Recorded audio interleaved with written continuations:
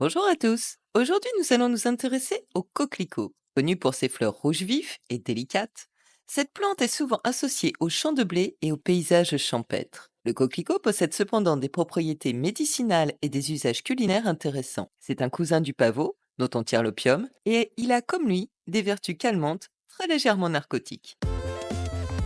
Le coquelicot, Papaver roeas, est une plante herbacée annuelle de la famille des Papaveracées. Cette fleur sauvage, originaire d'Europe, d'Asie occidentale et d'Afrique du Nord, est aujourd'hui largement naturalisée dans de nombreuses régions du monde. Reconnaissable à ses pétales rouges vifs et à son centre noir, le coquelicot pousse souvent dans les champs, le long des routes et dans d'autres zones ensoleillées. Les tiges du coquelicot sont fines, dressées et couvertes de poils raides. Elles peuvent atteindre une hauteur de 30 à 80 cm.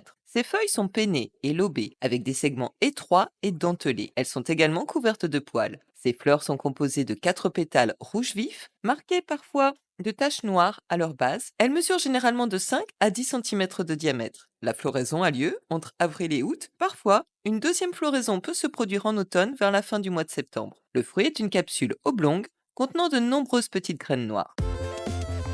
Dans l'Antiquité, le coquelicot était utilisé par les Romains et les Grecs pour ses propriétés médicinales. Il était souvent associé au sommeil et à la mort en raison de ses effets sédatifs et de sa relation avec le pavot somnifère, Papaver somniferum. Dans la mythologie grecque, il était associé à Morphée, le dieu du sommeil, en raison de ses propriétés sédatives. Dans l'Égypte ancienne, il était utilisé dans des rituels funéraires pour symboliser la résurrection et la renaissance de l'âme. Les Égyptiens disposaient des pétales dans les tombeaux pour que le défunt ait un doux sommeil. Au Moyen Âge, le coquelicot était utilisé pour traiter notamment les troubles respiratoires et les insomnies, et en Europe, il est devenu un symbole de commémoration des guerres, en particulier depuis la Première Guerre mondiale, où il est associé au souvenir des soldats tombés au combat.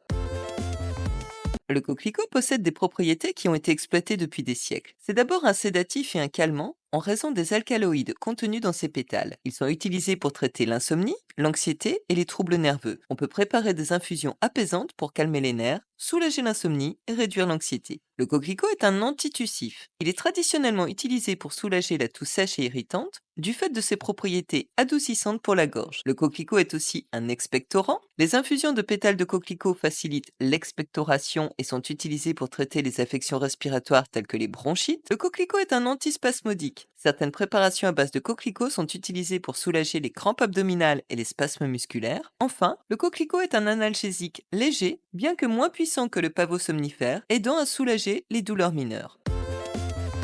Le coquelicot est entièrement comestible, feuilles, fleurs et graines. Les pétales de coquelicot peuvent être utilisés pour colorer et parfumer les desserts, les salades et les sirops. Ils apportent une note florale délicate et une couleur vive. Avec les pétales, on peut aussi confectionner des sirops, des gelées, des confitures et des liqueurs. Les infusions de pétales de coquelicot donneront une boisson légère et aromatique que l'on pourra aussi utiliser pour teinter des aliments naturellement d'un subtil coloris rouge. Les jeunes feuilles peuvent être consommées crues ou cuites, comme des haricots verts. On peut également confectionner des capres avec les boutons floraux de coquelicot en les laissant macérer dans du vinaigre. Ils serviront de condiment dans les salades ou en accompagnement de viande. Les graines, enfin, peuvent être ajoutées au pain, aux pâtisseries et aux salades pour leur texture croquante et leur saveur douce.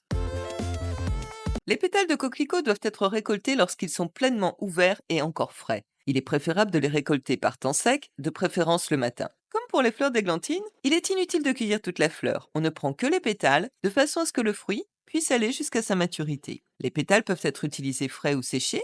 Leur séchage est souvent difficile, même en les étalant sur une surface plane et lisse, dans un endroit sec, bien ventilé et à l'abri des rayons directs du soleil. Il faut les étaler en couches fines, sans qu'aucun pétale ne se touche. Ils prendront alors une teinte bordeaux. Les feuilles seront cueillies avant la floraison, car elles s'atrophient à mesure que les fleurs se développent. Les graines de coquelicot seront récoltées à partir des capsules mûres. Lorsque celles-ci commencent à se fendre, elles doivent impérativement être séchées avant d'être stockées, puis elles seront conservées dans un contenant hermétique, à l'abri de la lumière et de l'humidité.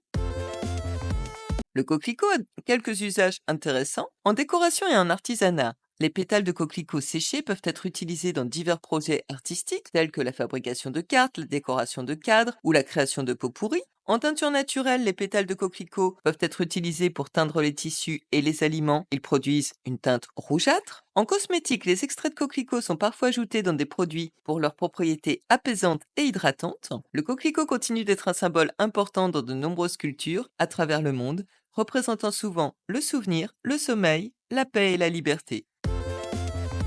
Bref, Le coquelicot est bien plus qu'une simple fleur sauvage.